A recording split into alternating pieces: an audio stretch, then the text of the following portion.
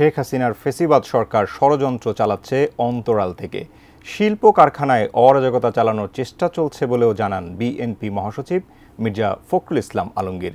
দুপুরে নয়াপল্টনে সমন্বয় সভা শেষে দলটির মহাসচিব আরও বলেন, রোববার রাজধানীর নয়াপল্টনে সমাবেশ করবে বিএনপি। পরিকল্পিতভাবে ছাত্র জনতার যে অভ্যুত্থান, এটাকে নস্যাৎ করে দেওয়ার জন্যে আপনার একটা চক্র কাজ করছে। পতিত ফ্যাসিবাদ হাসিনা বিদেশে ভারতবর্ষে আশ্রয় নিয়েছেন এবং সেখান থেকে যে অপপ্রচার চালানো হচ্ছে আপনার এই বাংলাদেশ সম্পর্কে, মানুষের সম্পর্কে, এই অপপ্রচারগুলো কখনোই গ্রহণযোগ্য হতে পারে না।